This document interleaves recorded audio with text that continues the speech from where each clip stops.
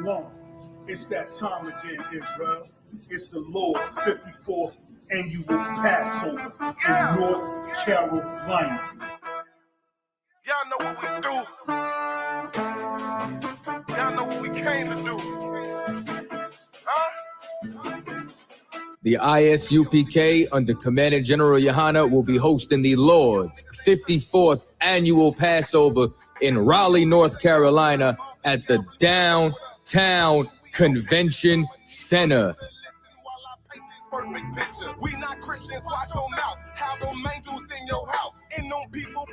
This is something that you do not want to miss. Make sure that y'all bring the entire family. You think I'm bullshitting? Wait till I get with you. If I gotta go to ground, I'ma shut the town down. I ain't about to stop until I hit sand down. All you gonna see is a lot of men down. The Downtown Raleigh Convention Center. We ain't never stopping now. You running now. All my niggas go to ground. We go to ground. You dealing with the men of war. For blacks, Hispanic, and Native Indians. Go to ISUPK.com to purchase your tickets today. $200 per every adult over the age of 17 years old. We are not the same. No, we not related. I'm not stuck on living. Death is a vacation. My camp undefeated. You cannot debate. You just want the clout. We just want the grade. 54th annual Passover, April the 1st, is coming down to Raleigh, North Carolina. That's right. Commander General YAHANNA has done it again. You don't want to miss this. Pull yourself. Pull yourself.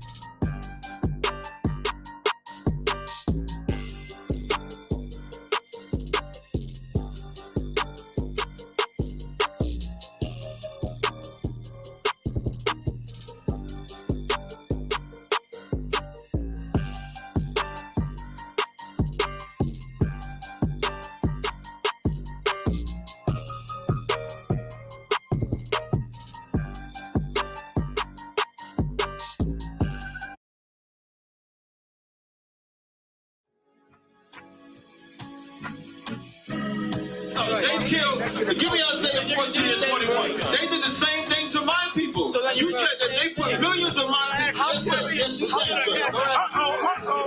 Should a murderer go to jail for murdering? Absolutely. Should a thief go to jail when he steals? Absolutely. Should a robber pay back the money he robbed? Absolutely. So why shouldn't the white man pay for what he did? That's right.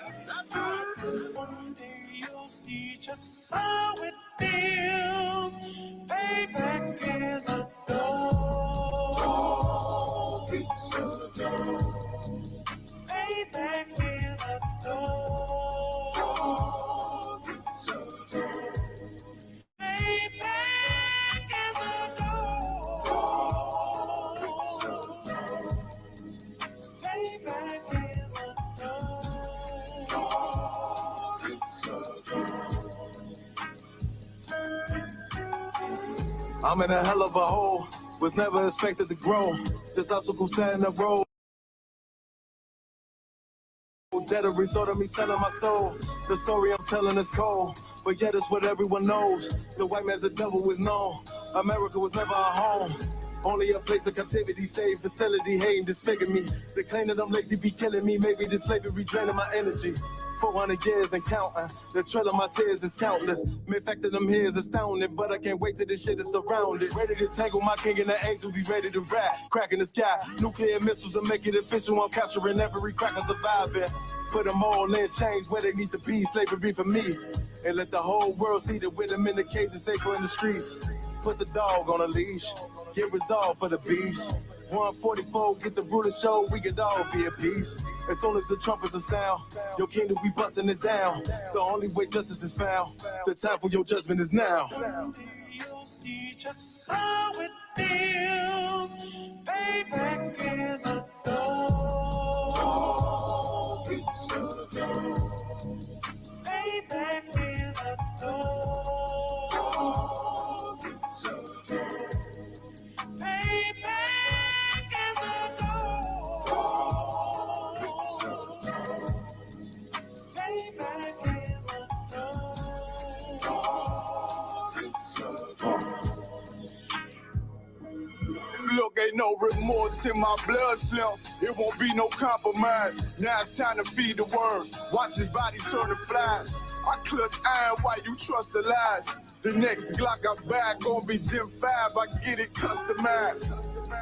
And sending shots off like farewell. Praying payback come back around like a carousel. Still remember YAHANNA's words ringing in my head.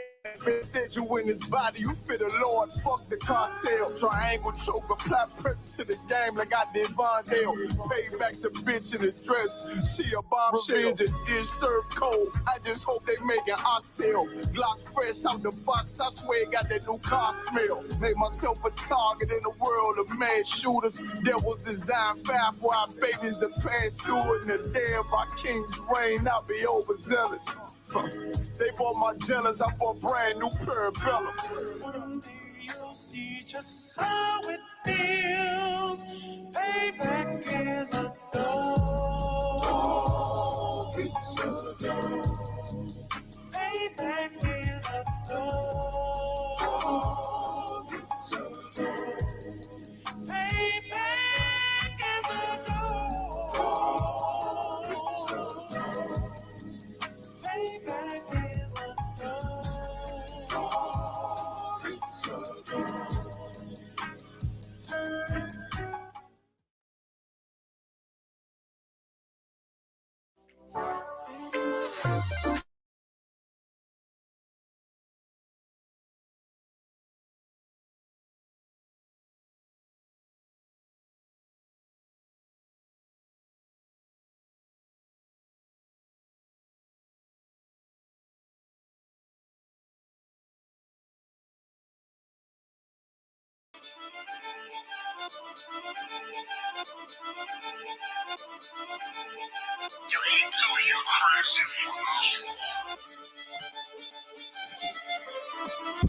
Big soldier, nigga.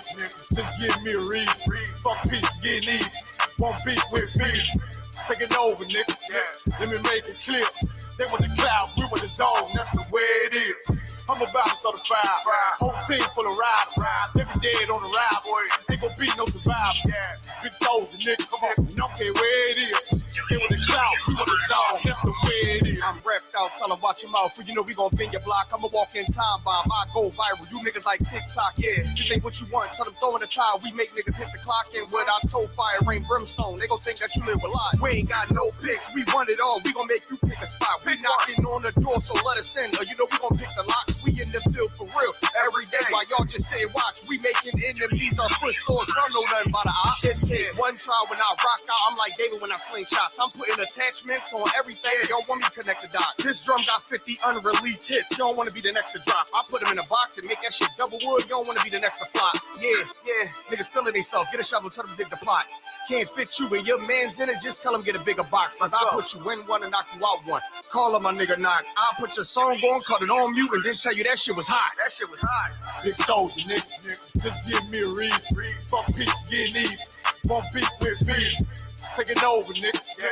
Let me make it clear. They with the cloud, we with the zone. That's the way it is. I'm about to start a fire. Whole team full of riders. Nigga dead on the ride, boy. Ain't gon' be no survivors. Yeah. Big soldier, nigga. Come on. Don't care where it is. They with the cloud, we with the zone. That's the way it is. Big soldier, nigga. I come in the name of the boss. So my niggas that is wartime. Already wait the coast. That point shoot bitch. Red Dead Redemption. Got them niggas scared to whisper. Is you with us or against us? Can't stop to the zone loud. I don't think get the picture. It come from my head. I'm giving them lead. The preacher give him a scripture.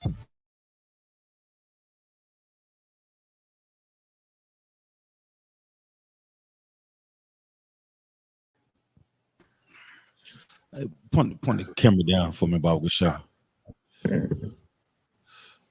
We good? Check. Who that? Check. Salaki, sir. Hey, you sound loud and clear, sir. Osan Christ, the water, Shabayala. We got Charlotte. Is it Dublin? Salaki, sir, can you hear us? Come on, I can hear you, Durham. Hey, do me a favor, Thawan. Take the take that banner down. Come on, I'm working on it, sir. Get the brother covered. Looking at it.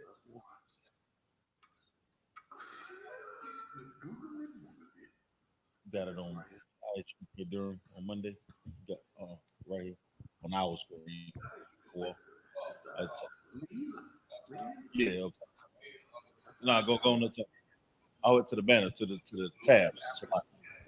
Yeah, that one. Yeah, you gotta cut one of them out. Yeah.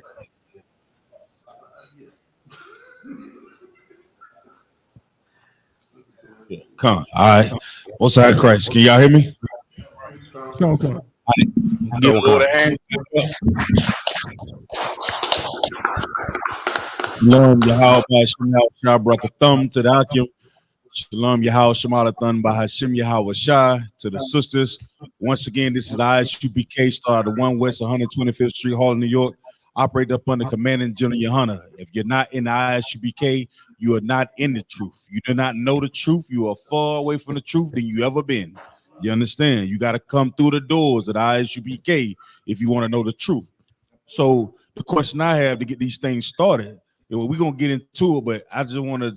We had a monumental weekend with Commanding General YAHANNA, man. Get a load of hand, man. Let me tell y'all something, man. Commanding General YAHANNA, I understand what it takes to sit in the seat. Now, I may have not experienced. We may not have experienced what this brother, this true preaching prophet of the Lord, has experienced as a leader. But the one thing I can say is, once you hear how he breaks down the meaning of how we should treat and be to one another, there is no alternative than to be brothers and sisters to one another, man. There is no alternative. And the reason why I say that, because not only do we know it according to the scriptures, but this weekend we had the opportunity to go through a place called, what's the name of the plantation, Tabuan? Stagville Plantation. And this is one of my first experiences as a brother in the South. you know, we get raised up and see the Confederate flags. We get raised up and understand the Confederate uniforms, and you know what I'm saying, I'm an 80s baby. You know what I'm saying, talking about my age, but I'm sure brothers up top get a chance to experience it too. But when you grow up with certain level of oppression and racism, some things are unavoidable, right? You just you know, you think about it. You hear your grandparents talk about it. You hear your family members talk about it. But to go to a plantation and see a chimney that was made by hand by slaves, and the oppressor looks at like, well, we don't know how it stands so long, and da da da da da. You know what I'm saying? They still marvel at the craftsmanship. I marvel at how the hell you have a people in slavery and not see their value. You understand? They look at us like, damn, I can't believe they still alive. You know what I'm saying? Look at the things that we don't understand how precious that we are.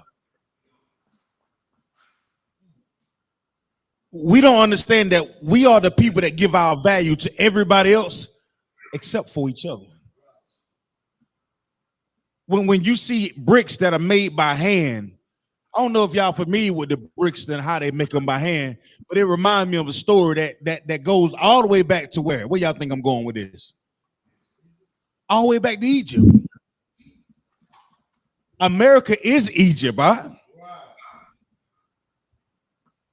The pain and the suffering and agony that we face day in and day out as a nation of people, you look at those bricks, you look at it like, how in the hell do we not understand that hating each other will have us right back on them goddamn plantations, man?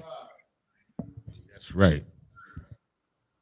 When you see the thumbprint of a slave, and Yanazar, you was able to do it, man. You like held a brick up by the bottom of your hand, and you was like, this it right here.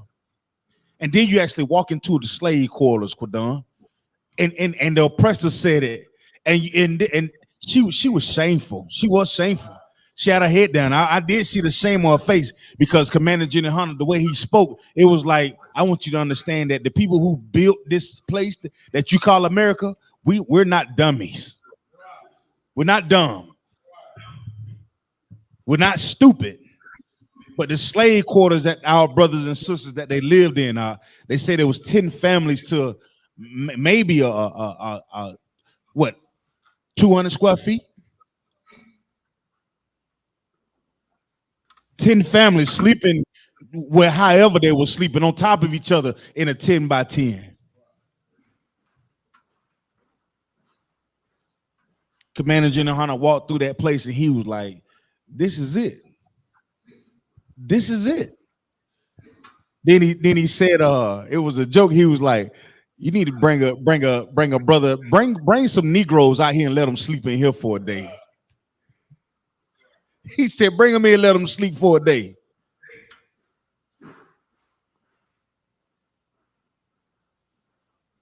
This is an opportunity for us to all get it right.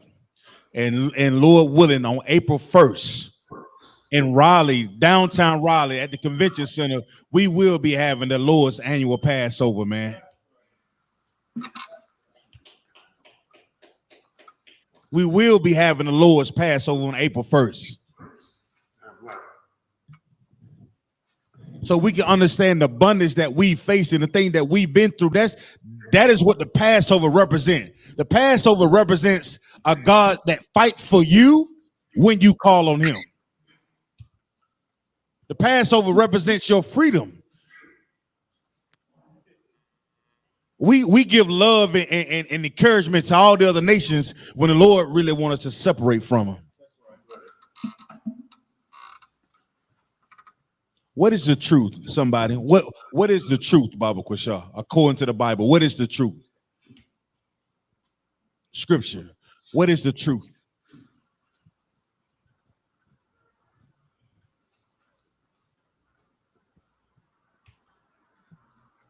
Come on, Akim. What is the truth according to the Bible? Shalaki. Come on. The blacks, Hispanics, and Native Americans are the real Israelites, and we're the only ones that the Most High love and that he care about, and that he sent his son to die for so that he can bring us back. Come. But what is it according to the scripture? What is the truth according to the scripture, though? Yeah, you tawab, boss. Yes, you're right. You understand? But what is the truth according to the Bible, the scripture? Who got it? Come on. So I can say if I may, the book of Psalms chapter 119, verse 142. The book of what? Psalms 119, verses 142. Go ahead. Thy righteousness is an everlasting righteousness. And thy law is the truth. Thy what? Thy law is the truth. Right. The law is the truth. Why is the law the truth? Now we understand righteousness. Hey Google, what's the definition of righteousness? Righteousness is used as a noun to mean the quality of being morally right or justifiable, similarly to goodness and virtue. Do you want to hear righteousness used in an example? No. The water, Google.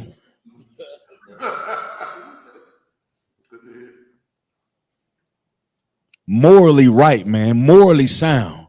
Righteousness.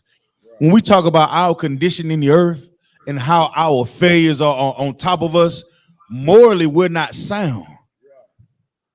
Because while we in one of the evilest place on the face of the planet, man. America has no morals, man. America has whatever you can buy. She'll open her legs for you. Whatever, how much money you can spend, America open her legs for you. She is that whore, man. So guess what you become once you want to forsake your righteousness and want to be a part of this place? Guess what you lose? You lose all your moral standards, man.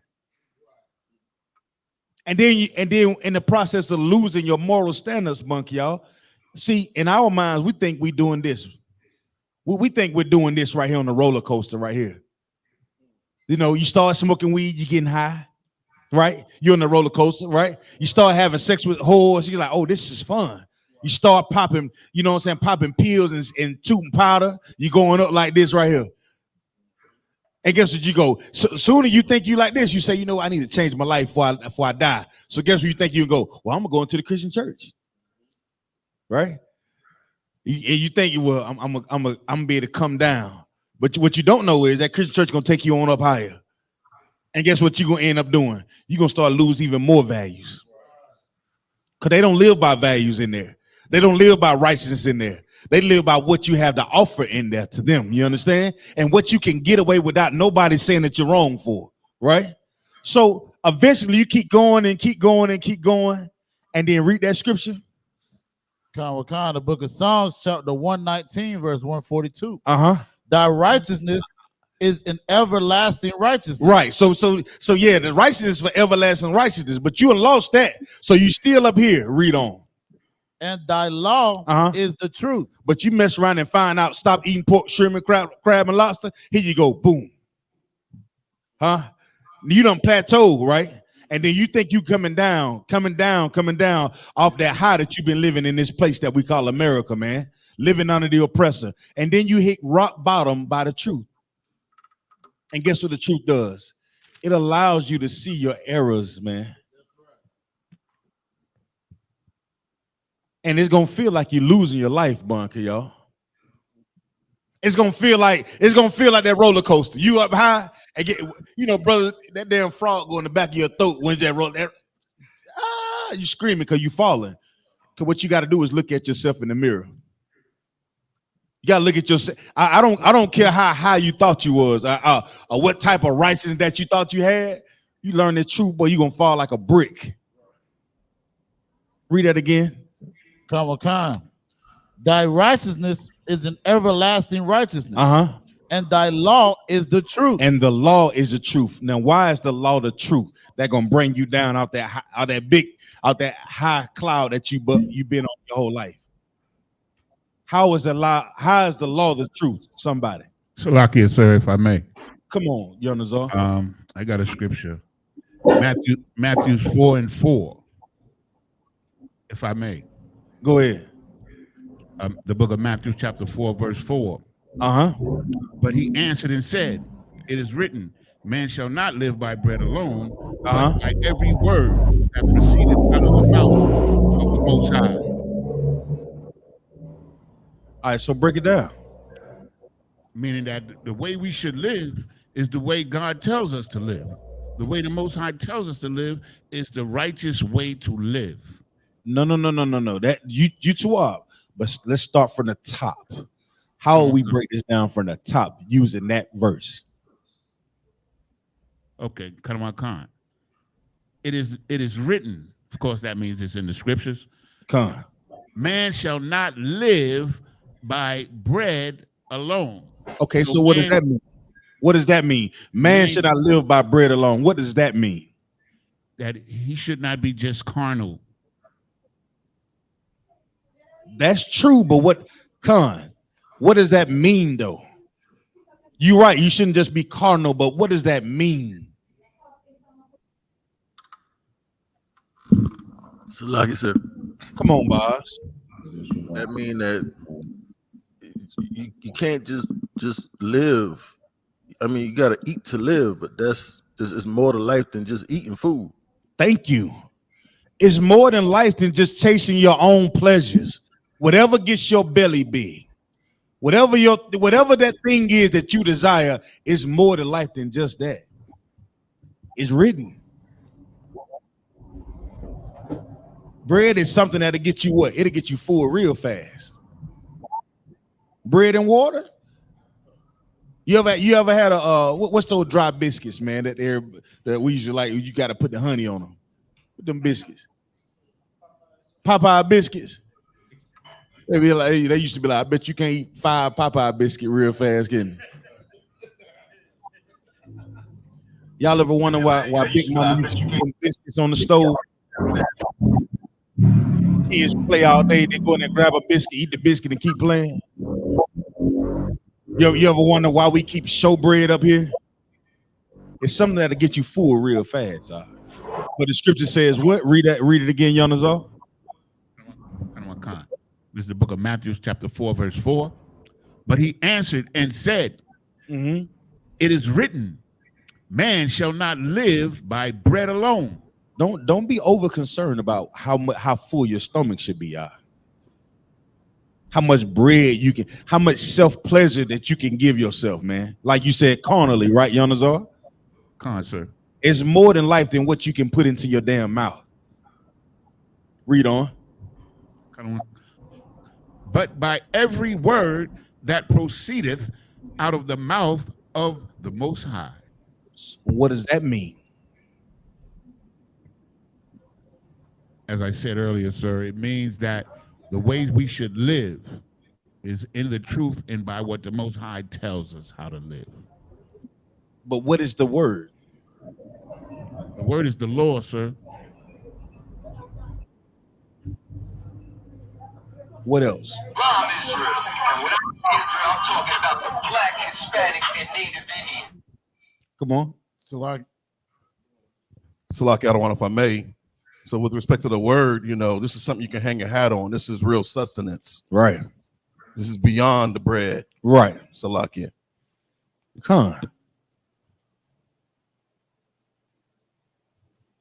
It's beyond just that thing that you're gonna fill your stomach up out. This is the word of this thing here is how you really should live life. This is what you should really go by. This is how you should really fill your spirit up. And it has nothing to do with what you can actually put in your hand in your mouth.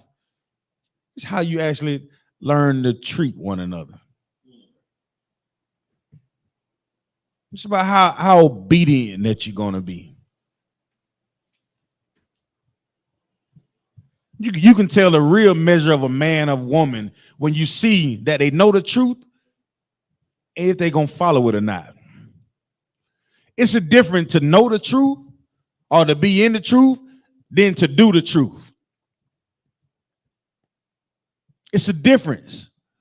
Like you can't just walk around and say, man, I don't eat pork, shrimp, crab, and lobster. I don't celebrate holidays, but you evil as hell.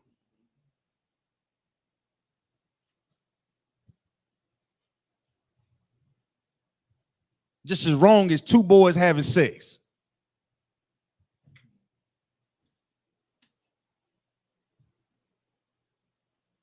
It's way more than what this thing is that we call a life, man. And I listened to Commander YAHANNA, man. He sat down and he told us, he said, listen, out of everything that he's experienced, out of all the hardships, heartbreak that he had and love for brothers and one another, he said, you know, one thing about brotherhood, you learn to respect it when there's a war. You find out what real brotherhood is when there's a war at hand. Can anybody explain that to me? Like what? If you heard somebody tell you that, I'm gonna go further into what he said. But what does that mean when somebody said that? You'll find out what real brotherhood is when there's a war, or when you have an enemy. That's the word that he used. What does that mean? What would that mean? Give me that. Our brothers found in that verse in the Bible quiz, y'all. What does that mean? Come on, Shabayala. What does that mean?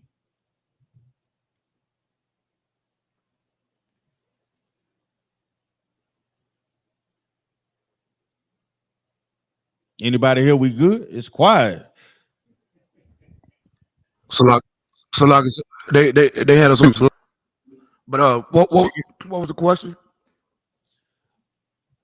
I said, Commander YAHANNA said something that will forever stick with me. He said, you'll find out what real brotherhood is once there's an enemy. What does that mean? Meaning, okay, like the Christian church, they don't know what brother and sisterhood is because they don't realize that the enemy, they think the devil is some floating spirit that's floating around instead of looking at the people who's been harming, I mean, everybody on the earth, you know what I mean? Just rape, robbing, stealing. They don't understand that the enemy is the white man, that the white man is the devil that the Bible speaks of. So that's right. Go ahead. Yeah, without knowing who your enemy is, I mean, you're gonna join them every time. Just like Black Lives Matter, just like the Black Panthers, just like all the black organizations join hand in hand with their enemy. You don't see the zebra running up to the lion and joining the lion. He run the hell away from that thing that's harming him because he realized that's my enemy. Come on, give him a hand, y'all. Like I said, go ahead. Just to piggyback off what the brother was saying, because it was so heavy, but nothing galvanized you together with your brothers or your teammates or anything like having a common opponent. You know, like a us versus them mentality. You know why the NBA is so successful? Because it's simulated warfare, man. It is simulated warfare. That's the spirit that the Lord put in us. Every real nigga that I know understand. You sit down on that spades table. Who you up against? Us versus who? God damn it, it's real. And you mess around and renege, and I got 13 books right here. Oh, it's on.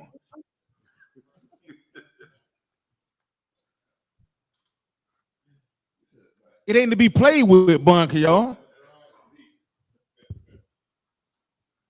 You understand? It's like sitting down on a bones table. Yeah, I don't call them dominoes. See, I'm a dominologist. You understand? I say you got to lay bones. You understand? We lay bones, right? I wish you may put that bone down there on the end of something that it don't supposed to be down there. What we doing with it? Anybody know what we doing with it? You toss that goddamn toss.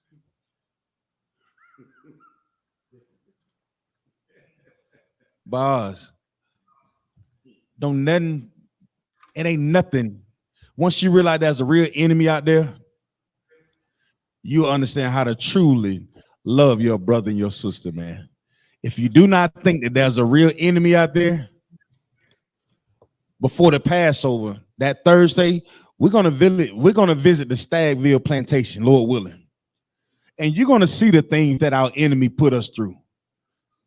You're going to understand how we built structures out of just wood, bunk, y'all, and pegs holding them together without nails. You understand?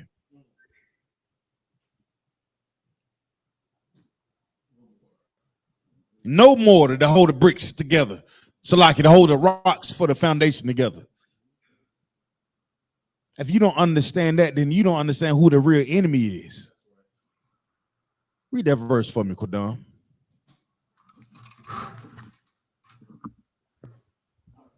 Check. Khan, this is the book of Proverbs, chapter 17, verse 17. Uh-huh. A friend loveth at all times. A what? A friend loveth at all times. Go ahead. And a brother is born for adversity. A brother is born in adversity. It's another one in there. It's another one that's it. But somebody break that down for me, Baba Kushar. What does that mean?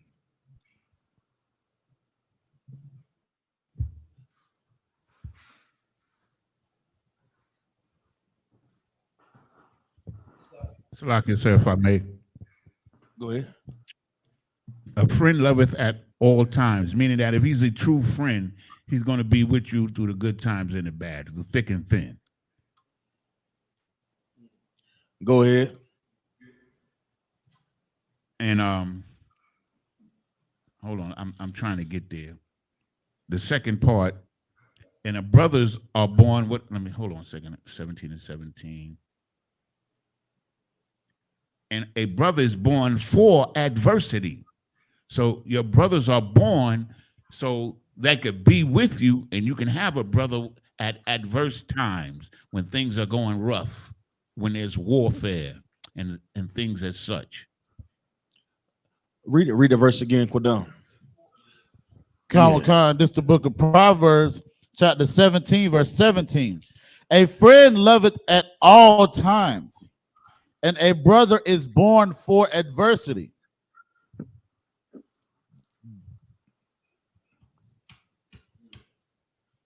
What do y'all think that mean? A brother is born what? For adversity. What does that mean? Come on, Bunk, y'all.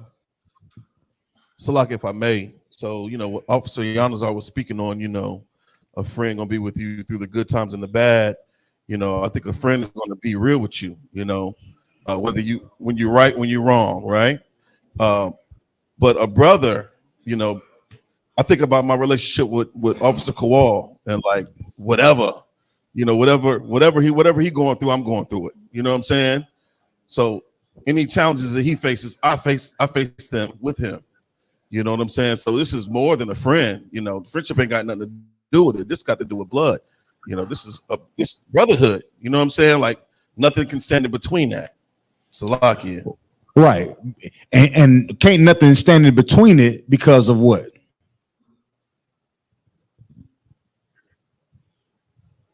Why can't something stand in between it? Oh, because we know the truth. Because we know the truth, and what else? And because that's all we got. We know who the real opposition is. Most High Christ. Come on, Ayathan. Salakia, I was gonna say the same thing, you know, but I was gonna say, you know, a friend, right? How to say love it all the time, but when adversity strikes, that friend may leave. That friend may leave. You know what I'm saying? So you need something that's deeper than the friendship. There you go. To go through that adversity. That's what I was waiting on. You know what I'm saying? And us going through that adversity together, we see the value in each other, and we that shows us who our enemy is. And we understand that we're more valuable together than we are apart. As what? So like as brothers. As brothers, man. We go through our whole lives calling Jim and Jimmy Neutron your friend. But when you leave, when you punch out, Jimmy Neutron going back to his gated community, he don't understand when you say Black Lives Matter. That's why they say Blue Lives Matter. He don't understand when you say Black Lives Matter, so he says all lives matter.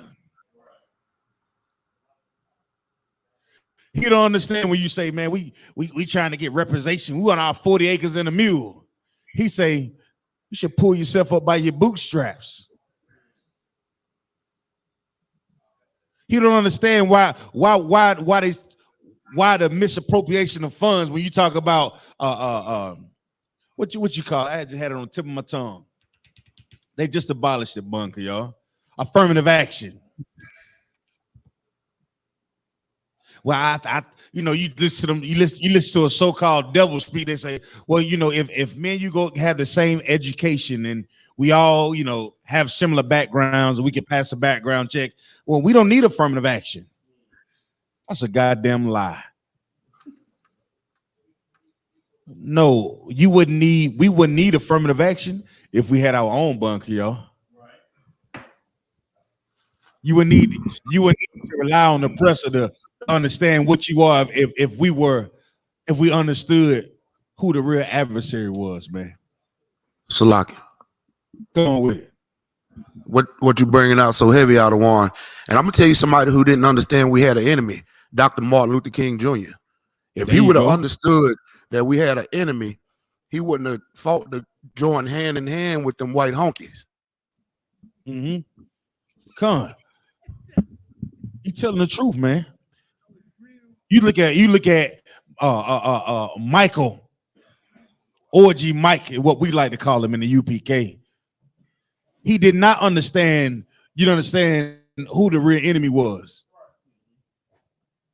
Until the real enemy, y'all ever seen y'all ever seen like I don't know, like a dog you want to pet? You ever see a dog, you be like, man, that's a nice dog, man. And then you get closer to him. What'll make a nigga stop in his track once you get close to a dog? Come on. So like I said, I made a dog get the growling and showing his teeth. When he show what? Showing his teeth. So when a dog show you his teeth, in your mind, it goes through what? What should you go to? So like I said, get back. What else? Oh, so like I said, like, you know, in the defense, or either this is the ops. Like, what else? You ain't never seen a dog teeth before, huh? So like Kawaka. I'll be like, all right, come. So you see a dog, you see a wolf to the 25th power, right? What goes through your mind, huh? You got to think about it. Think about what I'm saying. You walking up, hey man, that's a nice dog. Man, we should probably. You mind if I pet him, right? You walk over to him, and you see the teeth. What goes through your mind?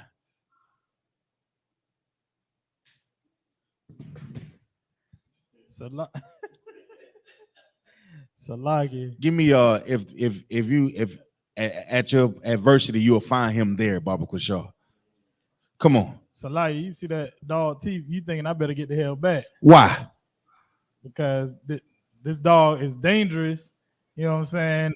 Or I may get hurt. He can bite your ass, Salakia. You can get your ass bit, if I may, Salakia, for my language. I just want to say it plain. So why is it that we always try to get closer to the oppressor?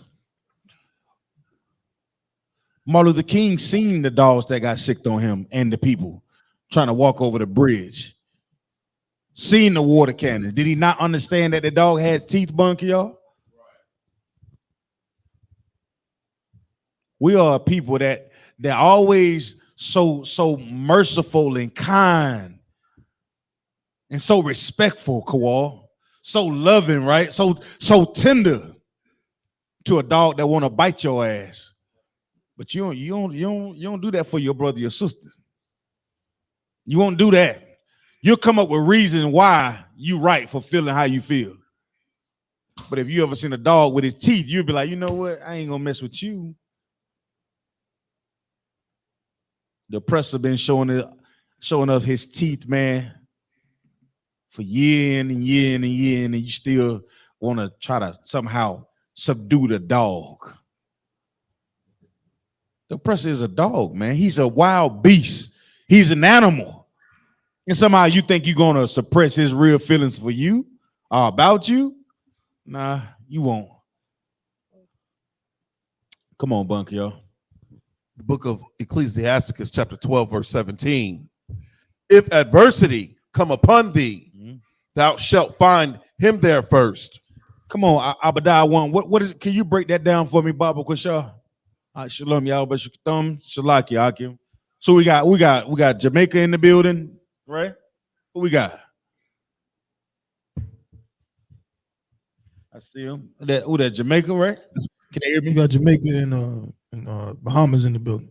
But Jamaica and Bahamas, get a load of hand, man. You know what I'm saying? Abadiah 1, break this down for me, Baba Kusha. What does this mean?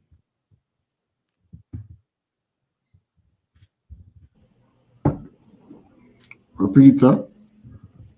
The book of Ecclesiasticus, chapter 12, verse 17. If adversity come upon thee, thou shalt find him there first. Okay, that's during the tough times. When I talk about tough times, I mean times that could possibly kill you. The man who will stand, that man who is a brother is the one who you run to when it comes to times like that, because you know he got your back. You on to somebody got your back. Con, you right. You on to it.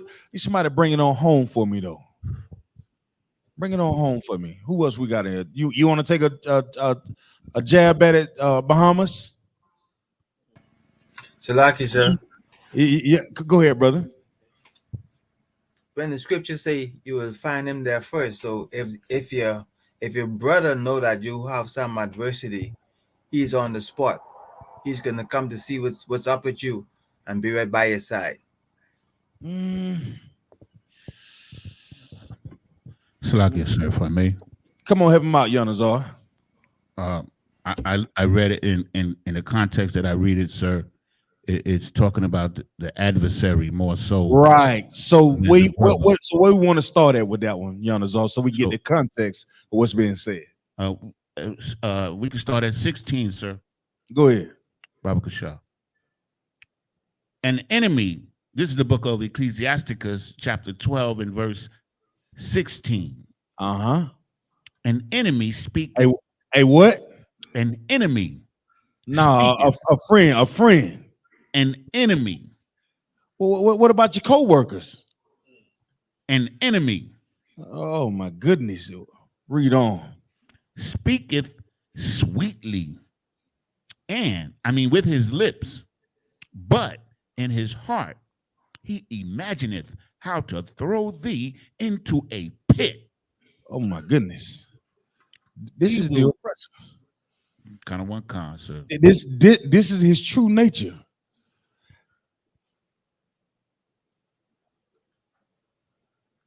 A real enemy, y'all. Would y'all believe that?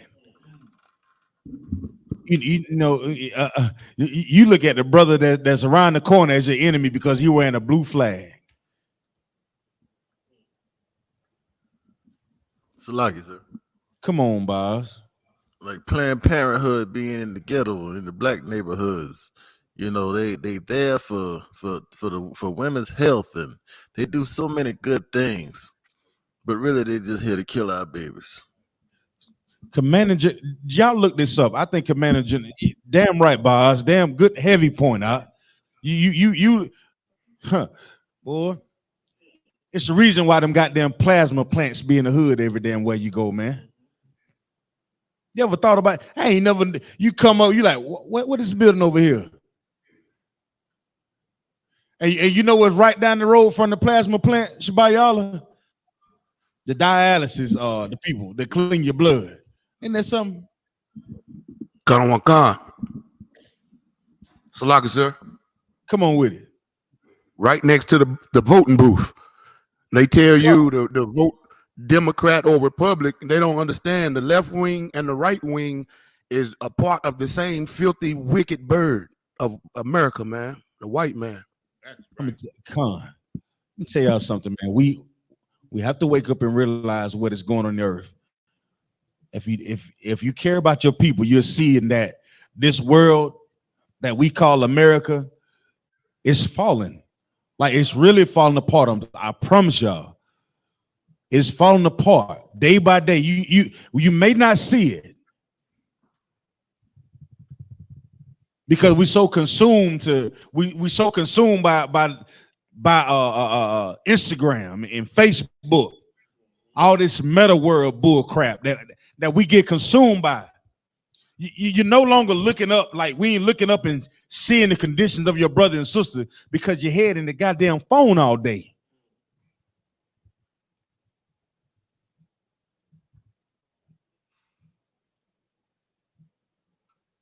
We got tons of videos in I.S.U.P.K on everywhere on the news, man.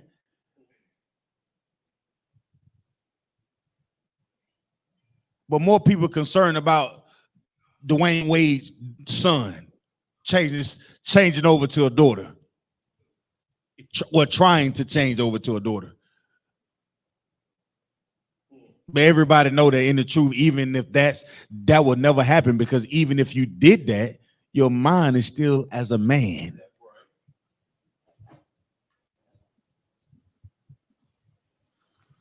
Commander Jenny Hunter also said, he said, let's see if you can look this up for me, Thabo. He said they had one of the biggest abortion clinics that were built.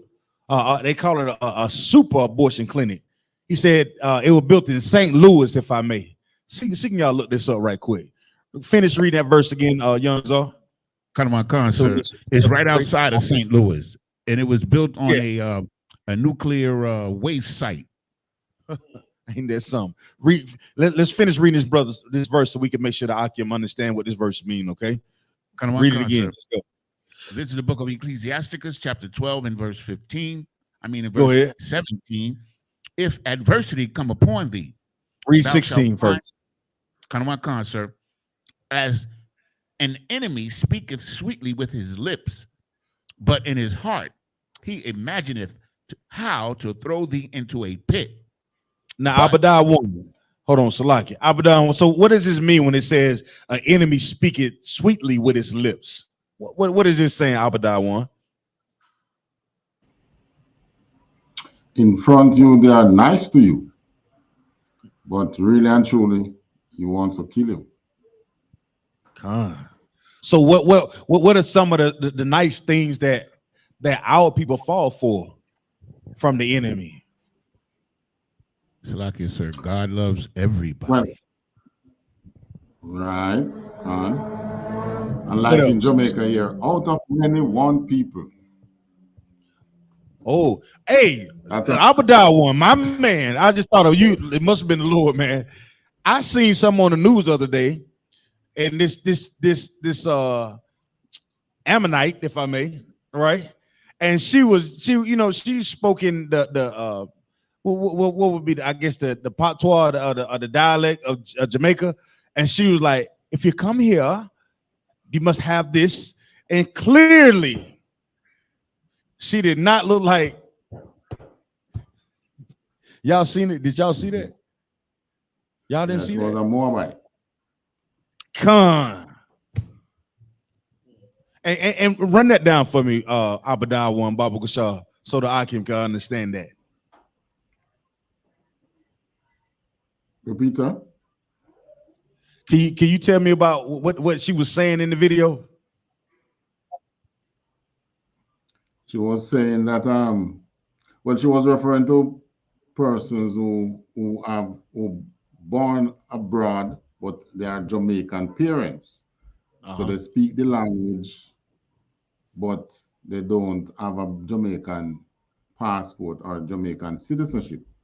So she's saying if they don't have the passport, they are not no Jamaican.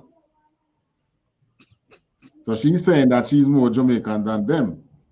She's saying she's more Jamaican than them. And at the end of the video, she said, you need to go back to where you came from. Right. Salaki, sir. Go ahead. Right. As if she. If I could, sir, I ended up in a dialogue with this heathen on Instagram, and Officer Kiyadwan explained to me, you know what I'm saying, he broke it down that a lot of these Chinese are descendants of some Chinese that was indentured servants in Jamaica in the 1800s. Am I correct, Kiawan? Sir, the 1800 thereabout, some later times, they came here in Jamaica, you know what I mean, as an alternative to us being free from slavery. You understand? So now they wanted workers, so them send for Moabites and Elamites. Sir, Salakia. Yeah. So they claiming Jamaica because technically speaking, right? It's almost like technically speaking, I can say I'm American. You know what I'm saying? All the brothers can say we American because, you know, we was born here. Our parents was born here. Their parents was born here. So we naturalized citizens. You know what I'm saying? But you know that when you think of when the world thinks of an American, they don't think of me. They think of Brad Pitt. You know what I'm saying? They think of Joe Biden. So this heathen running around getting famous because she got a Jamaican accent and she looked Chinese. But they don't tell you that, as Kiawan told me, that the Chinese is the ones who own all the supermarkets and they own all the businesses that the black Jamaicans who make up over 70% of the population, they can't get those businesses as easily as the Chinese. But then they try to say, we all Jamaican, out of many come one or something like that. So what are they creating for the people that are over there? They're telling them all these smooth words. Right, that's right. They tell them all these sweet things. Read the verse again, Yonazar. An enemy speaketh sweetly with his lips. And that what that heathen was doing? Oh, I'm from the land. So, oh, really? Right, and it's not even her language. Right, con. That pack of noodles in your backpack says otherwise. That's right. Right. Read on, Yonazar. But they were set up. They were set up over us by the oppressor. Right, con. Go ahead, Yonazar. But in his heart, what? Imagine in his heart. No. It's a word. We have to say this word. Kudam, you know I like to use this word, right? What's the word I'm looking for?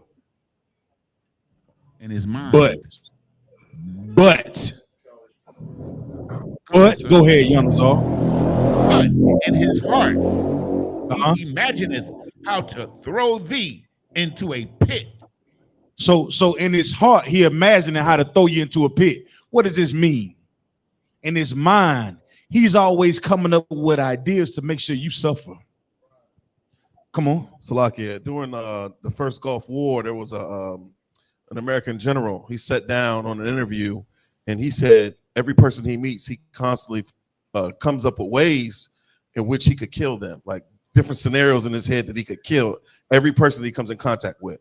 And I just thought, like, looking back on that, like, that is the devil telling you exactly who he is. God. And hearing this scripture just speaks volumes about that being true. You invite a devil into your life. Hey, this is a nice place you have here. Oh, such nice. Oh, nice. What is this? What is this thing here? It's such gold. What do you do for a living? He's gauging how he can take what you have. Trust and believe, right? So now we understand that pit, right? You know, a pit ain't a good place to fall into. It's dark. It's hard to get out of. It's hard to feed yourself once you fall into that pit, right? All those things that are happening once you fall into the pit. He's always thinking about how to make sure we're suffering. Make sure you're dealing with some type of turmoil or a pain for his benefit, right? Read on, Yonazar. He will weep with his eyes. But he will weep with his eyes. But if he find opportunity, he will not be satisfied with blood. Oh my goodness. Read it again so we understand what it. So when we talk about the Stagville plantation, I'm looking at the devil. She you know what I'm saying? She would have Commander General like pulling that demon, like twisting that sword. I mean like spiritually, right? I don't mean like literally with no sword. The Commander General would never do that, right? But read it again. What does that mean, weeping? Come on. Well, like, okay, during the civil rights movement, sir, like they pretended to feel our pain. You know what I'm saying? They went to the demonstrations, they cried for us and everything when we were murdered, but in reality, they were setting us up. You know what else they set up? The NAACP, if I'm not mistaken. I don't want to con, sir. Y'all understand? These are the devils that are alongside you. These jokers are slick. You had the whole voting thing that we got caught up into, but what it really boils down to is white the feminism, white women. That's what our sisters got caught up in. You know, y'all don't understand is that the oppressor man is just as bad as the oppressor woman. Come on with it. So like you said, the whole Black Lives Matter movement. Yeah. A lot of those sisters that started it, a lot of them is, you know, the LGBTQA whatever. And then their wives are oppressors. Yeah. It's a lot. And guess who gave them the money to even start it?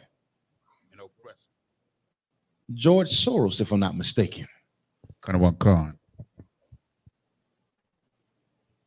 So now we understand how the enemy moves. We understand who the oppressor is and how he deceives and how he talks to us, right? But then this is what happens. Read on, Yonazar. Kind of one con, sir. He will weep with his eyes, but if he find opportunity, he will not be satisfied with blood. If he finds opportunity, yeah. Got a silver Honda Accord over here. No, not so. I got a Crown Vic right here. Yeah. License plates expired. Let's take a closer look, Jim. Go ahead. You have my right of way. Just kill him on sight if he does anything stupid. Roger that over. But our dumb ass, man, we legal, man. We can smoke it, and man, you know, we legal. I'm a sovereign citizen. Okay.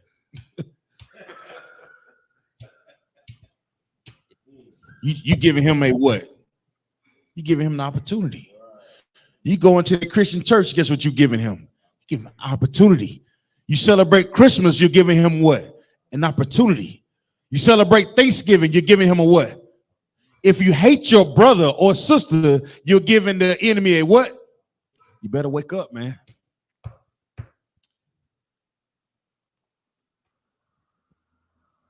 And the only thing that can allow us to escape the oppressor is the truth. You understand? Read on, Yonazar. Got one kind. Verse 17. If adversity come upon thee, thou shalt find him there first. Now, Abadai 1, Salakia. Now tell me what this verse means, Baba Kushah.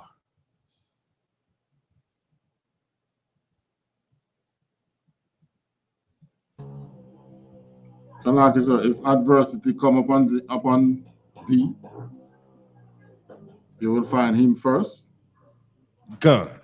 Now what does that mean with the context of 16, Baba Kushah? Find the oppressor there first. Yes. Whatever pain that you've ever experienced in life, right. Whatever thing that you endured in anybody, daddy that was on drugs, crack, heroin, all those things come from the oppressor. That stomach growling at night. I don't know if y'all ever had you ever heard your stomach growling before? I ain't talking about you drunk a little water and it go down, you hear a little. I ain't talking about that. I'm talking about you ever heard your stomach really growl before? You ever heard it? You never heard your stomach growl before? Yeah. What happens first before your stomach start growling? If you've ever heard that sound, what happens first? Come on. So like I said, you recognize how hungry you is. You feel the pain first. Come. You feel the pain first, huh? So think about them babies that's starving. You understand them children of ours, and you wonder why Captain Tazaria said, "I'm not feeding no stinking African," because we got babies in our own nation that stomachs are growling and cramping. That's diversity. Come on, Aitha. Salakia, what you just said was so heavy because when Captain Tazaria said that to that little African boy, right? Mm-hmm. Everybody only remembers that part. Mm-hmm. Like everybody only remembers that part of what was said. They don't remember the part where the African boy said, if your people did what my people did to you, I wouldn't feed you either. Well, damn.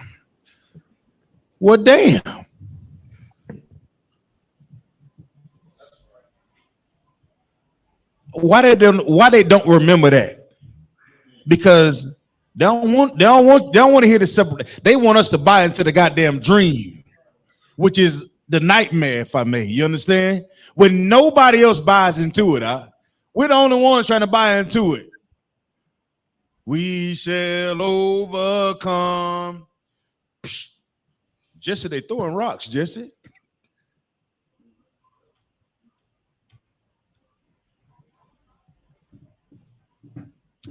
And what Michael said, Jesse, they're throwing rocks.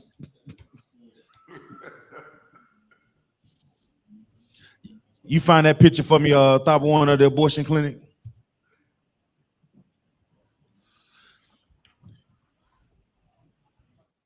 So I found an article on it. I didn't know you want a picture. I can get the picture up though. Just give me just 1 second. I got you. Count. I want to read this. If you could read the article for me, top one, put it on the screen for me, brother. Count.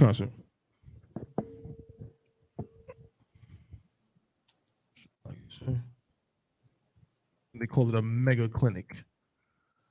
Mm. Right here.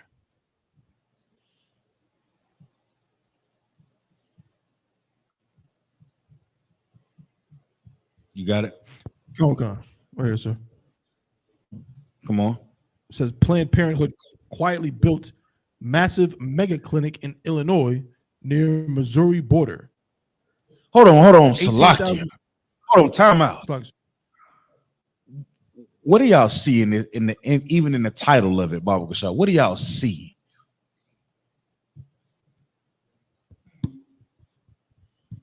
What do you see, y'all? What do you see? What in it? What in there right there that should be obvious? That guess what? This is a goddamn pit. Come on, Kawal.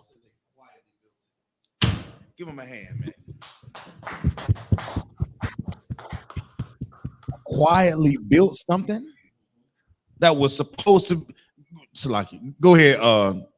You had some bunk, yo. And Salaki, I was just gonna say, deception. Because in here we see Planned Parenthood, we automatically think eugenics. We automatically think Margaret Sanger. Yeah. We automatically think abortion. Why? Because the Lord is allowing this truth to come out to the earth. Right. So we're saying that guess what? All this Planned Parenthood things is actually murder. That's right. It's genocide to our people. So we're pushing this out here. You don't think that the Lord's message is hitting the earth? Y'all don't think that the work that y'all doing in the UPK is working? It's working. That's right. We the niggas out there that everybody calling crazy just because we crazy enough to believe that guess what? I can love this nigga right here. Even though he high as shit. Salakia for my language. He high as hell. It's still some value in him right here. Him. The one that smell like piss. That everybody laugh and joke about. Him. There's value in him. When nobody else gives a damn. Everybody else want to kick you behind. Put hands on you. When we should be embracing each other, huh? You come to the Lord's Passover on April 1st, you will understand what it means to actually embrace a brother, man.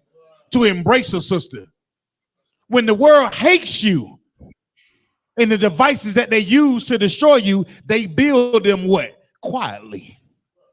They building them quietly. And we got time to hate each other?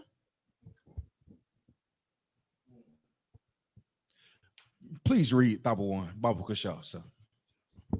Come on, concert. The 18,000 square foot clinic, which will open later this month. This article is from about 2 years ago, so it's already open. In Fairview Heights, Illinois, and is equipped to provide services to 11,000 patients. Illinois? Hold on, Illinois? Come on. That's a state, ain't it? I'm not too good with my demographics, right? That is a state, right? So what else going on in Illinois that we know about already? What else going on in Illinois right now? I have been going on for a few years. The murder rate is just as high as New York. Right.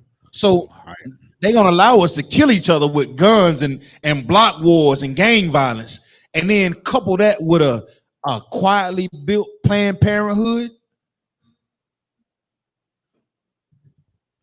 Come on, Bunk, y'all. Oh, also they ended the cash bail system in Illinois, so it's open season. Salakia. They call it, niggas in the hood calling it the purge act. I said, boy, good night. Y'all see what we dealing with? How big is that facility again? Bible 1, Bible Kashaw? 18,000 square feet.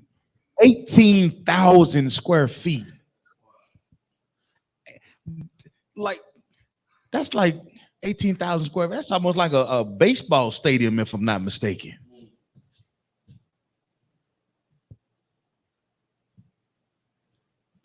It's not as big as the plantation that we visited. That plantation that we visited was 50 square miles. They had over 1,000 slaves on the plantation. She spoke, so she was just like, she knew this information in the back. Yeah, it's over 50 square miles, and we had over 1,000. The Cameron family owned them up until the 1865. I'm living in my mind. I'm like, I'm getting you first. You, yeah, you. I'm getting you first. Yeah, chicken feet and feathers. That's what you getting fed. Read on, Thaba 1. Come on, concert. That's the picture, like the front of the facility, I assume. Can we see the picture? Oh, Salaki, let me maximize it. Good night, y'all. This we dealing with right here.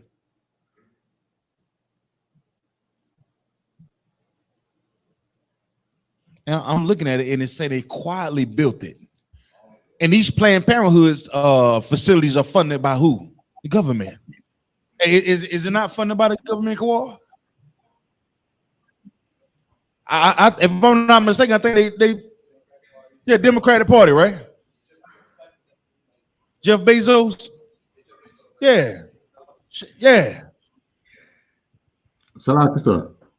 Come on with it. I think I've heard that they are one of the major funders of the Democratic Party. Come on, man. So essentially, Abadawan, what you're saying is when you go in and vote for the Democrat or Salakia, you go in and vote, period. You're voting for your own death of your baby. That's right. Canada one can. And two, sir, it's because they realize the people are waking up. That's why they quietly believe. Give them a hand. You see that, right? Preaching power to the Lord. We're not fooled, sisters. You can't be fooled by things like, it may not be the right time to have a child. You're too young to have a child. Huh? Come in here. Come into UPK. We got brothers in here to take care of babies. We love them. We love the babies. We get the babies 2 pieces of chicken. He only gonna eat 1. Give him 2. Huh? I don't know if he eat lamb. You know, you give him that lamb at the Passover, that baby biting his damn fingers. Go get the baby some extra lamb. He fine. Ain't no reason to abort your children. Right. Let them do that. Let us not fall into that pit. Let us not fall for his sweet lips, if I may. Because he is imagining how you can, he's imagining how to throw you in the pit just to see the blood, man.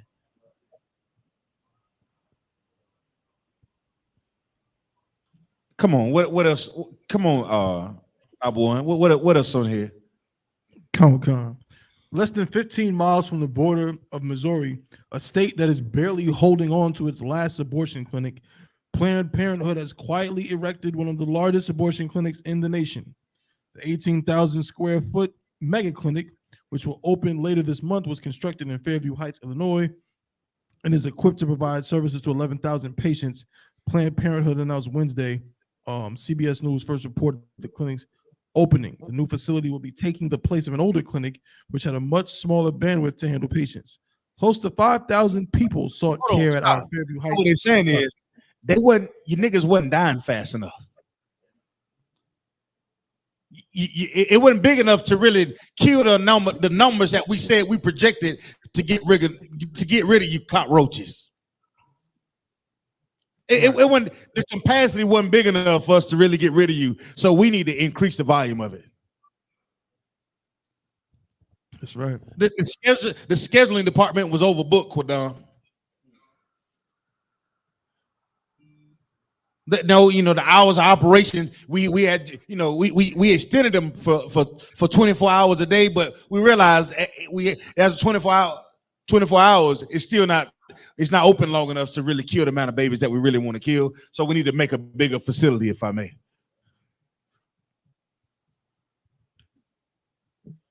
Come on, brother. So like you said, that's so heavy too. What the scripture says, he will not be satisfied with blood. He's not satisfied, all right?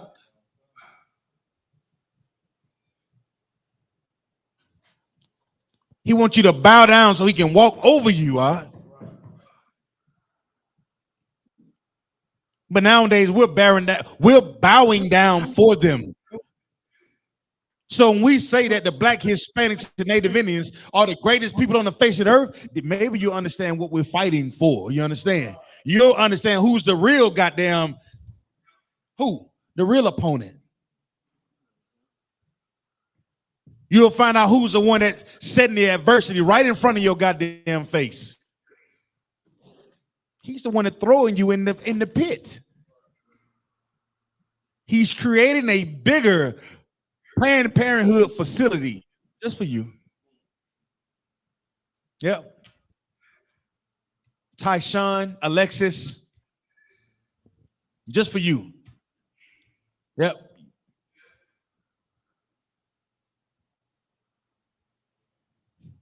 And everybody's looking at this blue face and what's her name? Christian Rock. Ain't that special about that? Ain't that special about the toxic relationship? Every nigga have some type of argument with. That's Israel without this truth, man. You're that. We're all that.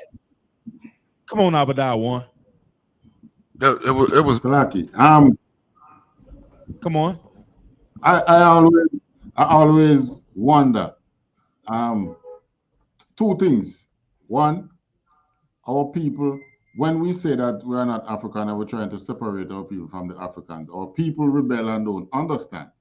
But this should, kind of open their eyes, the Planned Parenthood, because they are not pushing abortion on those Africans who they claim to be starving. But yet they are pushing it on us. And they pushing it on us. They saying it's our fault. It's a lie. It's all a lie. It's all propaganda for you to put down your sword. That was it on that. Come on with it. Who's that? Yeah, this Officer Shabayala, I just wanted to bring out, that was heavy what you was bringing out about the abortion. And then you turned around and said, Krishan Rock, she admitted that she've had over 12 abortions and was bragging about it. So now she's supposedly pregnant again by Blueface after she done had 12 abortions already. I'm talking about laughing about it. So I just wanted to bring that out. It was heavy that you brought that out. And drinking Hennessy on set.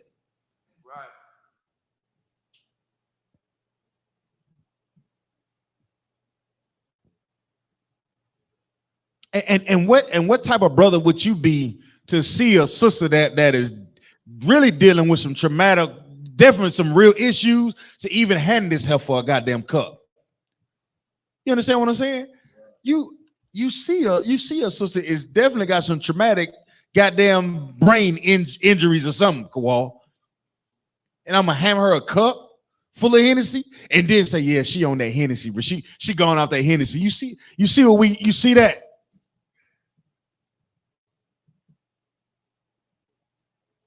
Every real sister know, like, you understand this, you know, after so many abortions, your body ain't right anyway. The trauma and scarring that I hear sisters having, there's a surgery that they have to go to reverse the scarring from having abortion, if I may. I forgot if a sister's listening online, it's a surgery that kind of reconnect the I forgot what I used to study. I forgot what it's called, but as a surgery that they use to clean the scarring from the abortion. And here they are, once again, building bigger facilities for us.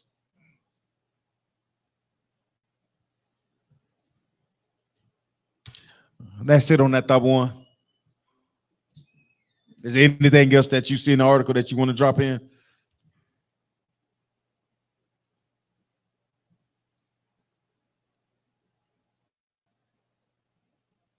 Top one, stay there.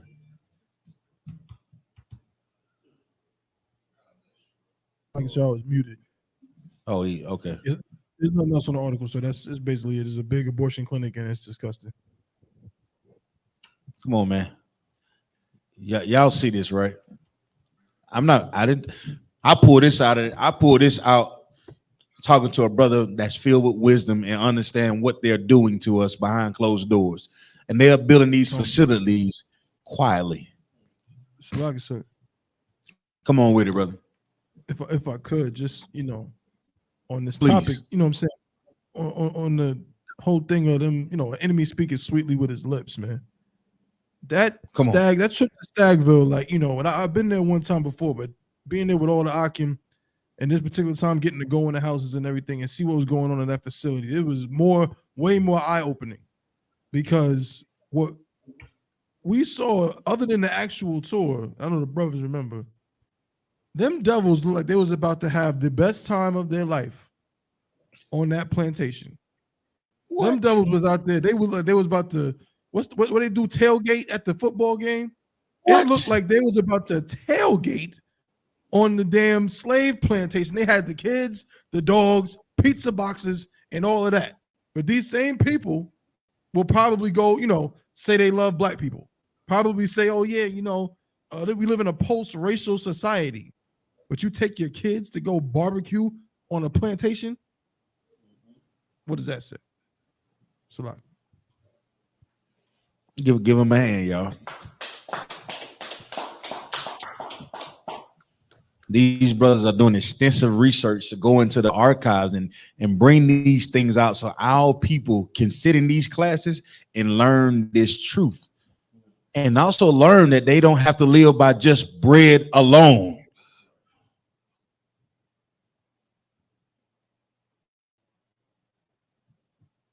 It's not just about what you put in your damn mouth. It's about learning this truth of the Lord, man. It's his word that matters, man. This is how we get the kingdom. To do and keep shall be called what? The greatest.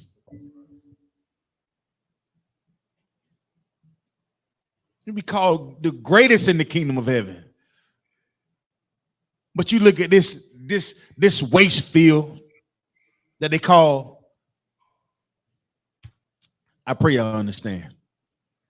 When they build these facilities all across the world, it's no different than all the privatized prisons that they build. Somebody do me that's what they call them, privatized prisons, right? Hey Google, how many privatized prisons were built in 2022? Sorry, I don't have any information about that. I'm sure. The water, Google. I run out there building. She say a younger boy. She say a younger boy. I be like, oh, Most High Christ. The bitch can learn something. How many privatized buildings that they built in 2022? How many privatized prisons were built in 2022? I'm just curious. It's not. I just want to know. I see that they throwing up abortion clinics all over the damn globe. I know that if they ain't getting us to abortion clinics, I know they sending us to prison. And if they ain't sending us to prison, they probably building bigger churches. The next mega church, Pastor John dollar sign money, and we're gonna be in there.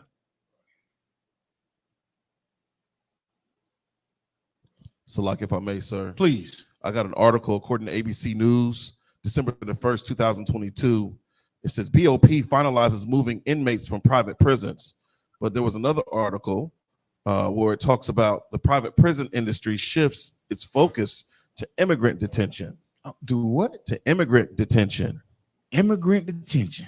Con. And they ain't talking about Ukrainians, huh? Sir. You think they talk about the Chinaman? Who you think they talking about, Bunk, y'all? Slovakia, the Haitians, the Mexicans, and the El Salvadorians, people from Honduras and, all over Central America, South America, the Caribbean. Another ditch. Come on, sir. Another ditch, y'all. Y'all understand why you just can't live by bread alone? It ain't about just what you can put in your stomach, who you can have sex with. It's way more than life than that. And to understand that, you have the truth. Come on, Bunk, y'all. I got the article, Salakia, sir. Private prison industry shifts focus to immigrant detention centers, funding immigration hawks. It says, early in his term, President Joe Biden signed an executive order barring the Department of Justice from renewing existing contracts with for-profit prisons. Many activists and prison reform advocates hope this signaled the beginning of the end of private prisons in America. Okay. But it sounds sweet. It sounds good. It sounds like with the red Kool-Aid she buy y'all. Ain't nothing like the red Kool-Aid. But if you're a real G, you got the purple pack. The grape is what I call it. You understand? Right. It sounds good, right? Read on. But the private prison industry instead. Hold on, what we said? What the word again? But the private prison industry instead shifted focus to a different form of for-profit detainment. For-profit detainment.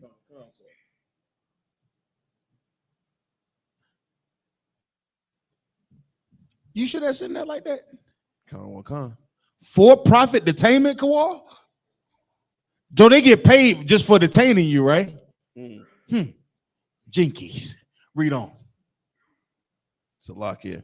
Private immigration detention centers. This shift toward immigration detention, which is now estimated to be a nearly $3 billion industry, comes at a time when for-profit prison companies have spent tens of thousands of dollars donating to politicians to support border security and immigration enforcement policies. Hold on, time out. So you mean to tell me, since they knew the law was coming to executive order by Joe Biden to stop the privatized prisons from growing, they began to support the politicians to lobby for them to get the access to the what you call it, refugees or whatnot. That's right. Damn.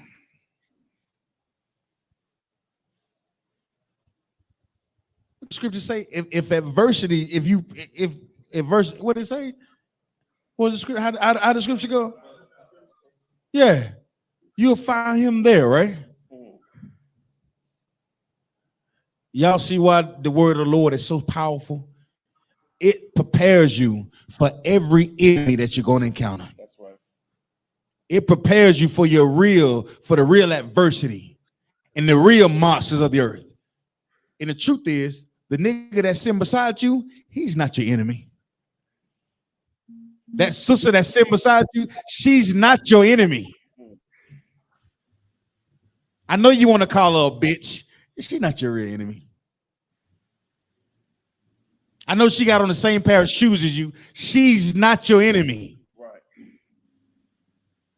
What you say, Shabayala? The honky that building these goddamn prisons that are lobbying the politicians to make sure that they get paid. That's the real enemy. The one that's really digging the ditch. The one that's really using smooth words. The one that's really imagining how he can see blood. That's the real enemy.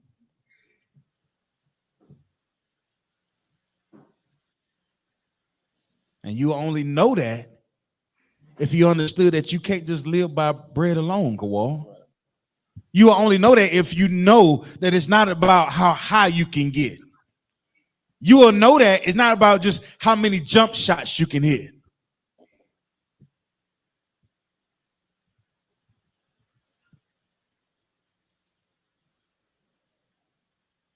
All them Cowboy fans out there were hurt this weekend. They was sick.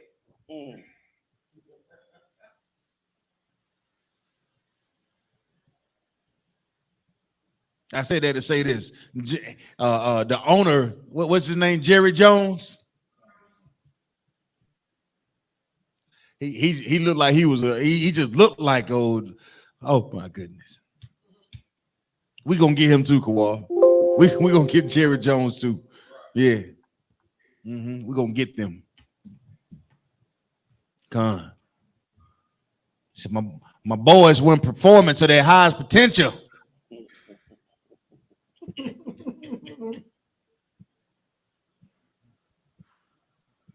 That's it, ain't it? That's how they look at us. We stuck trying to feel just a little bit of the oppressive power. So we play Madden in 2K, you know. When they playing it in real life. Give me 45, 55, 65 right here. Come on, black nigga right here. Come on, brother. Pick it 4 or 5. Give me Mary over. Mary, come on, shit about it. Strong, wide hips, sister over. Come on, Jim. She'll pick all the cotton all day. She had 2, 3 kids and feed your babies too. Come on. Soul. On the plantation, Stagville. Double one. Oh, this was heavy. Salakia. It was heavy. Do you still got that memoir of the what the brother said? Yeah, what was his name? Doc Edwards. Please, listen, we're gonna wrap it up with this one. If y'all don't get enough out of this, you know, we Salakia for being all over the place. But I just in my mind, I'm thinking like we all need to wake the hell up. We see the privatized prisons. We hearing about the different ways that they destroy us. In anything that you've ever faced in life, stop blaming that brother that's sitting right in front of you. Blame the real adversary, if I may. Blame the real ops. Salak. Come on with it, Shabayala. Yeah, and that's a problem in the Black, Hispanic, and Native Indian community. Like we're quick to holler, well, what about black on black crime?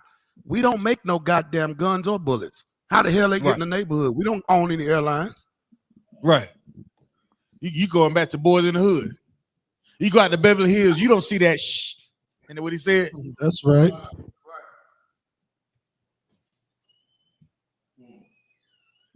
Listen, y'all understand how real this is.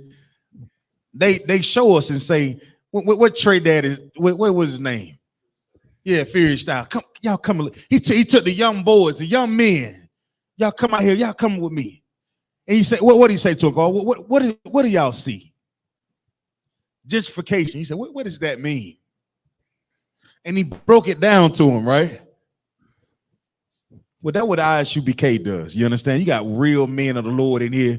We take young brothers, old brothers, and we open this Bible up and we say, what is it that you see in here? What is it that do you see yourself in this book? And then they got to deal with the reality. Guess what?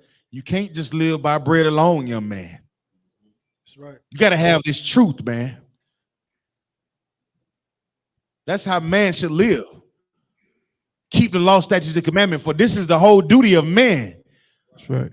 So that way you don't fall to the privately built goddamn Planned Parenthood places, man. Right. Come on with it, Thaba One Salaki.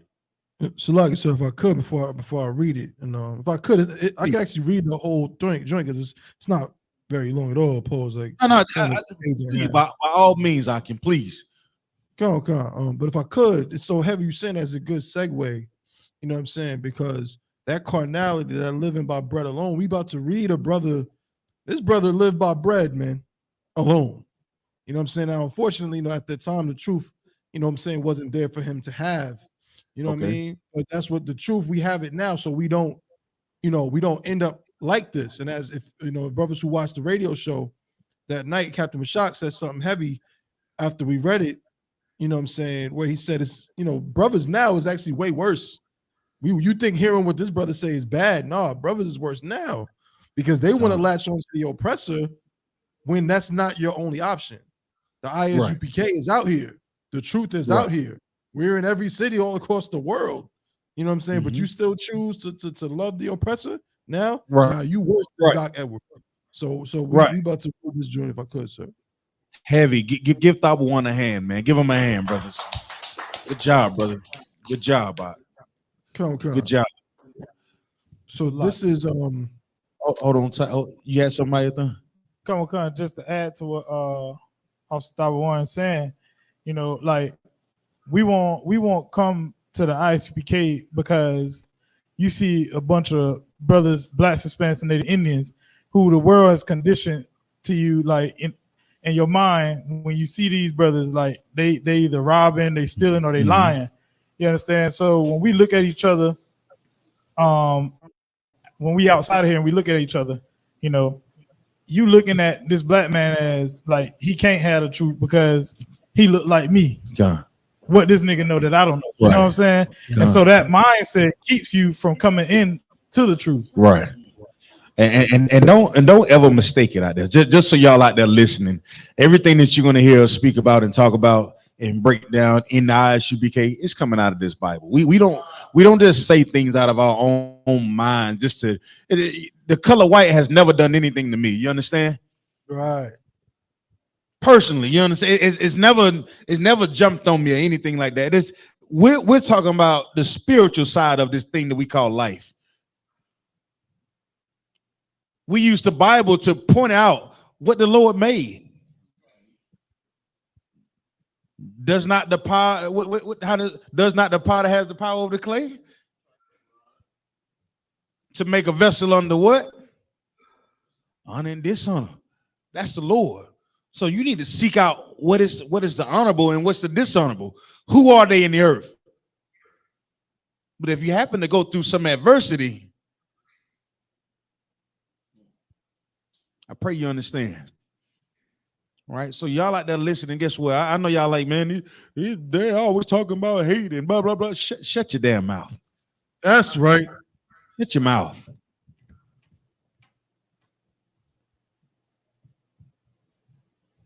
Shut your mouth. The streets didn't reach you, and your daddy didn't teach you. Right. You should be a rapper.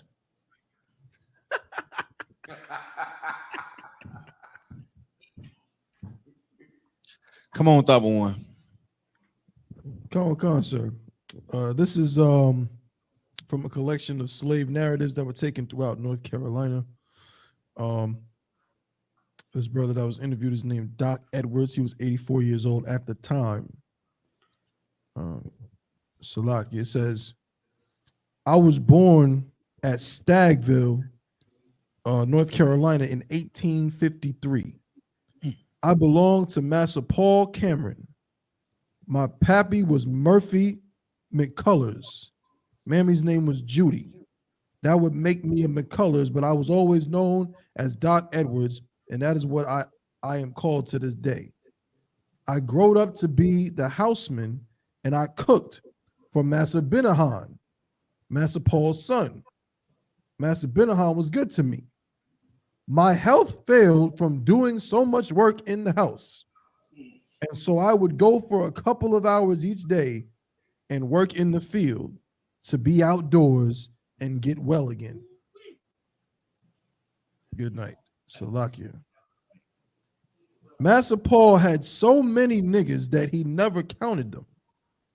When we opened the gate for him or not him in the road, he would say, "Who is you? Where you belong?" We would say, "We belong to Massa Paul." All right, run along, he said then. That's just like a new employee at work. When did you start? Right. Huh? Well, nice to meet you. Hope you enjoy yourself on this play. I mean, this job. That's right. Oh, God. Go ahead. Come on. We would say, "We belong to Massa Paul." All right, run along, he'd say then, and he would throw us a nickel or so. We had big workshops where we all made the tools, and even the shovels was made at home. It was made out of wood. So was the rakes, pitchforks, and some of the hoes. And if y'all get and Salakia, and if y'all get a chance to go to Salakia, not if you, when you go there, guess what? They still have those same wooden rakes that was on the wall.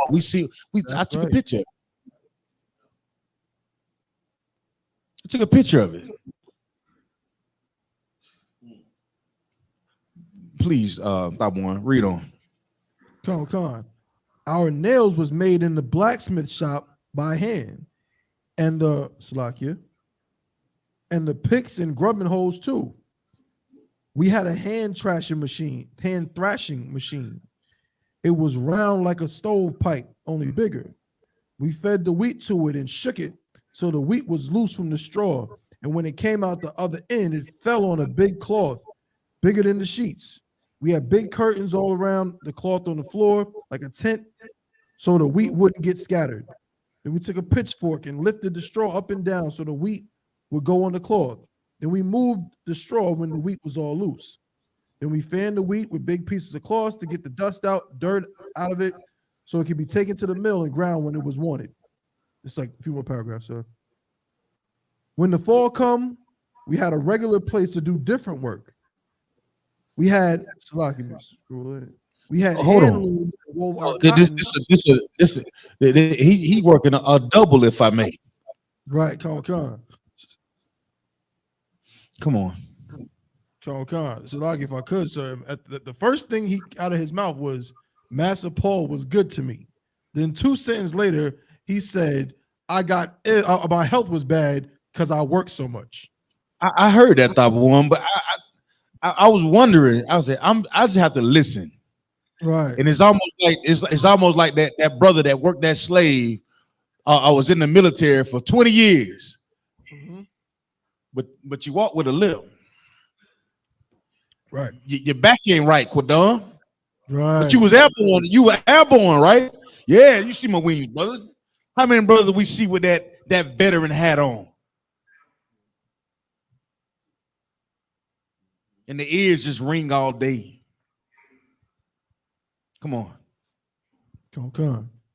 Yes, sir. For me, you know, that soldier that got they was the cops came to him and he was asking him to answer to him. And he had served in the military, you know, but he came back and they treated him like he was nobody. Come on, One. Come. We had a shop where our shoes was made. The cobbler would make our shoes with wooden soles. After the soles was cut out, they would be taken down to the blacksmith, and he would put a thin rim of iron around the soles to keep them from splitting. Those soles was made from maple and ash wood. We didn't have any horses to haul with. We used oxen and ox carts. The horse and mules was used to do plowing. Now here we go with the main part. When the Please. Yankees come, they didn't do much harm. Only they told us we was free niggas.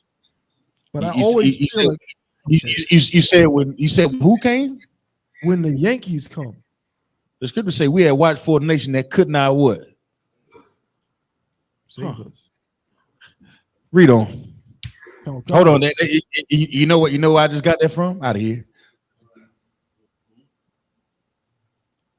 If you're out there listening, we don't make anything up. We use this Bible as a real way to live our lives. And it's real. That's right. And then we look at everything around us and we examine it using these words that the Lord gave us. And we say, oh, that's not right. That's not right. Oh, that's right. Yes, love. Yes, love. Kind. Hate. Yeah, you definitely some people you should hate. Yes. Oh, you can't smoke crack. Nope. You can't have sex with whores. She's not yours. You should not want to be with her. She has a husband already. Yeah. It's like that, right? Then we close it and y'all lying. You lying to the people. You don't have the truth. Yes, it's right here. That's right. Yeah, welcome to the I.S.U.P.K, home of the truth. That's right.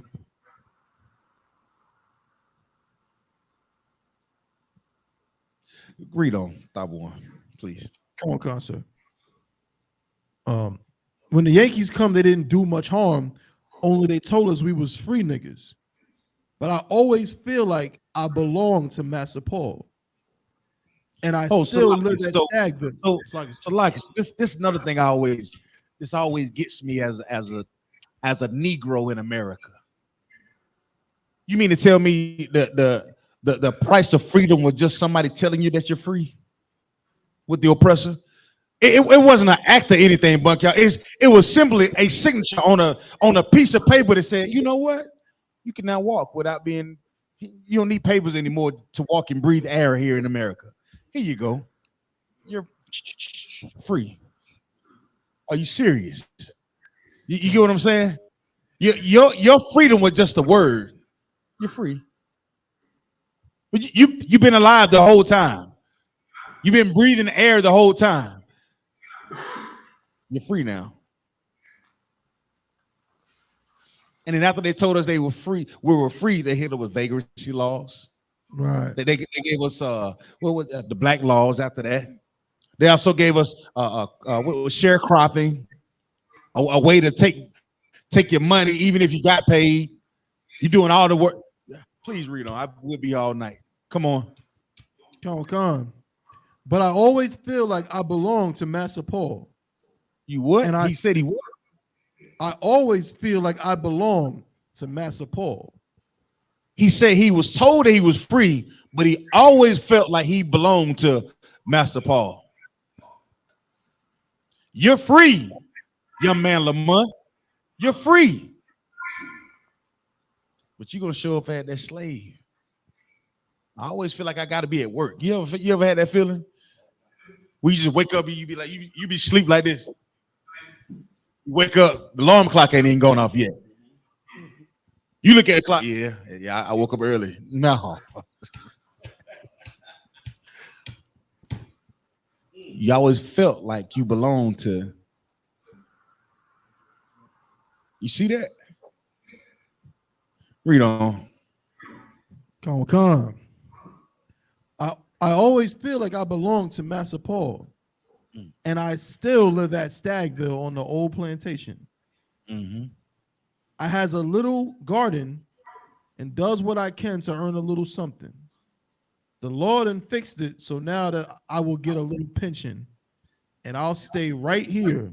It's like you, and I'll stay right on in that little house till the good Lord calls me home. Then I will see Master Paul once more. What? Damn.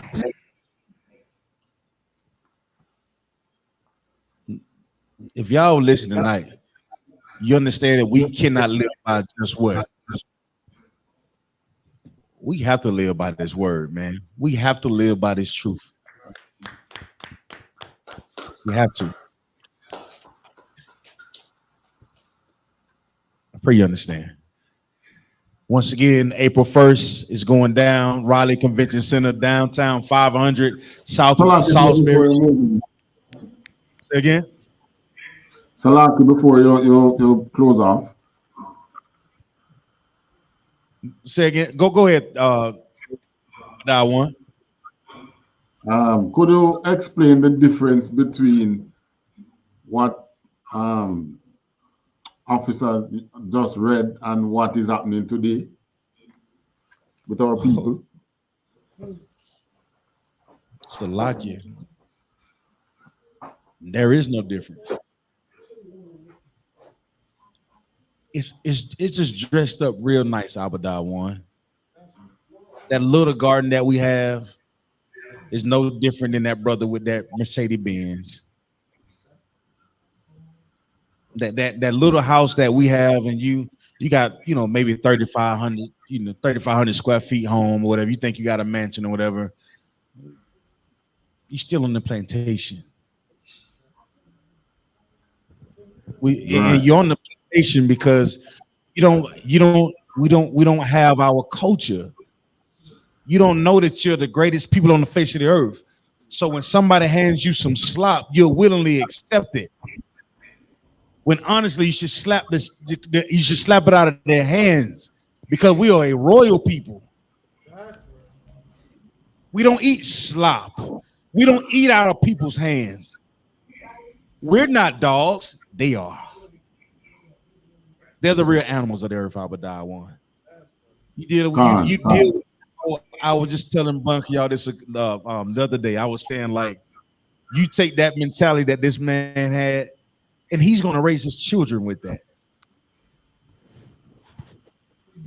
And if they don't find this truth, they'll continue raising the next babies that come up the same way.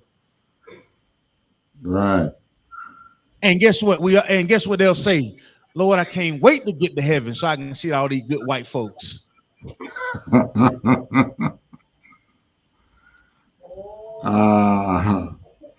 Poor thing. Good night. I'm looking forward to seeing you April 1st, Abadar one. You know. That's right. Yes. Yes. So once again, brother, hey, the water for the I.S.U.P.K for tuning in. This is North Carolina. We do this every Monday on the Command and General YAHANNA, under leadership of Captain 13,009 Banyumyan. And y'all prepare yourself. April 1st is going down.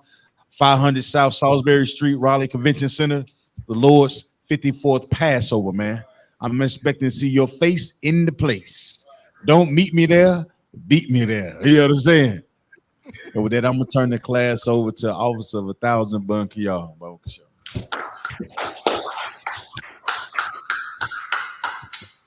I.S.U.P.K security announcements. We are the I.S.U.P.K, started out of 1 West, 125th Street, Harlem, New York. Rule for new brother and sister. When a new brother or sister comes into the school, they are off limits for 6 months. They are to be saluted only. They're here to shed themselves of the world. If they need transportation, the teacher will arrange it. After 6 months, if a brother or sister has an interest in a particular person, he or she must get permission from the head to speak to a brother or sister. There's another 6 months in which the brother and sister will court each other. After this 6 month period, the brother and sister will get permission from the head to marry. Tithes, which is a commandment. Book of Numbers, chapter 18, verse 21. The book of Malachi, chapter 3, verses 8 through 10. Means 10th in the Hebrew, it's pronounced ma'ashara. 10% of every penny of any increase the Lord gives you, give the treasury department or teacher. Priest funds, a free will offering for priests not mandatory, whatsoever amount you would like. The upcoming holy convocation, we have the Feast of Purim, 14th and 15th day of the 12th month of Adar, which is Sunday, March 5th, and Monday, March the 6th of this year, 2023, according to the book of Esther, chapter 9, verses 20 through 31. If anyone wants to be a trooper in the school, start wearing all black. Boot, shirt, pants, headband, and scarf. And with that, I imagine, which means to stand. Men of Israel, we're going to render one courtesy salute to the teacher. Imagine Shabbat. Imagine Barak.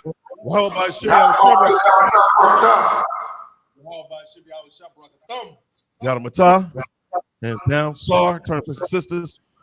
In this world, we're going to render one curse salute to the sisters. Imagine Shabbat. Imagine Barak.